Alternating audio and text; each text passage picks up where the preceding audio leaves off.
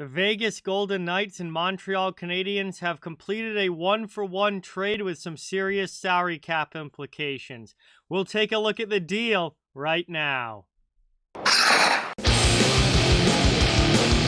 Hey everybody, so yesterday we got a trade between the Montreal Canadiens and Vegas Golden Knights that is going to have a pretty big impact on these teams' off seasons and their overall salary cap situations, particularly for the Vegas Golden Knights, who, as we know, needed to move some money, get some dollars off the books, and they were able to do that with this deal. So let's take a look at it here.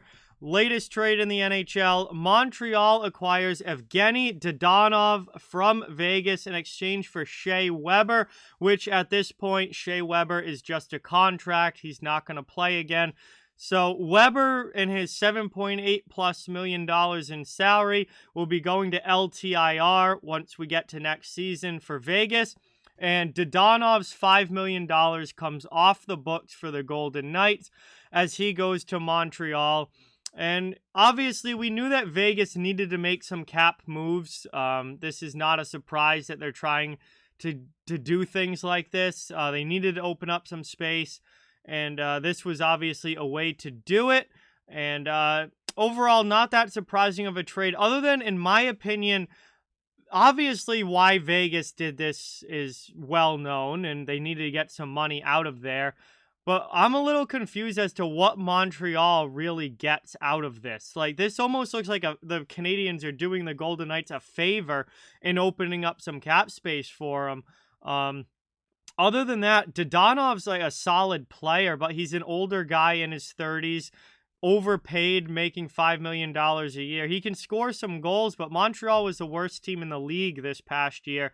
They don't really need 30-plus middle six wingers. Like, this isn't a hockey addition, really, for Montreal that's going to have any sort of impact on their team. Dadonov is not a game changer. I mean, he was on Vegas last year, and they didn't even make the playoffs. So he's not a game changer. I don't really see what they get out of this. I would have thought that Montreal would have wanted a draft pick at least to go along with it. Like, say, hey, if we're going to take Dadonov off your hands, at least give us, a third or fourth round pick, something like that.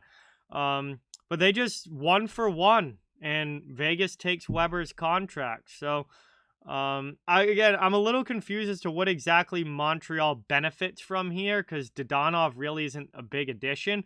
But for Vegas, this is very important, because they get that $5 million from Evgenii Dadonov off their books.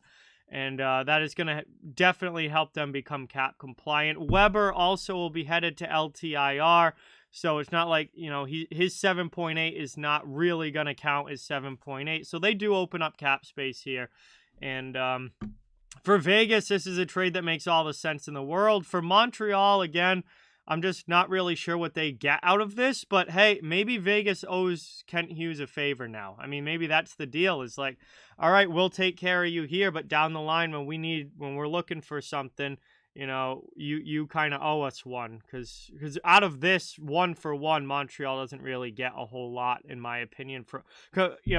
If anything, they should be looking for younger players in draft picks, not a 30-plus-year-old middle six forward. But maybe they're going to flip Dadonov. That's the other possibility is, maybe a week from now or when we get to the draft or whenever, maybe they're going to flip Dadonov before next season starts and get something out of him that way. And that's why they took this deal, because they figured they'd be able to move him, maybe retain a little salary to make a deal more likely. Who knows?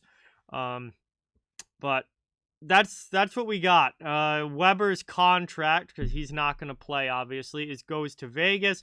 It will be placed on LTIR. That won't hurt the Golden Knights at all. And then Montreal gets Dadonov, which basically takes the $5 million off the books for Vegas, which is what they needed to do. One of multiple cap moves that Vegas needs to make this offseason. I don't think this is the only cap move that they're going to make, but this is certainly the first one. And they opened themselves up a little bit of space there, because they were heavily over the cap last year. They were using LTIR to stay cap compliant. And they're already forecasted to be over the cap again this year, so they're going to need to use LTIR more. And this at least gets them a little bit closer and in a little bit better shape. So there's the deal. Dadonov for Weber. Salary cap move, particularly for the Golden Knights. And they're trying to get themselves a little bit of breathing room as far as the salary cap's concerned. But they still have some work to do as far as getting that team under the cap that they need to. But we'll see what else they have to do this offseason. But that's it for this one, guys.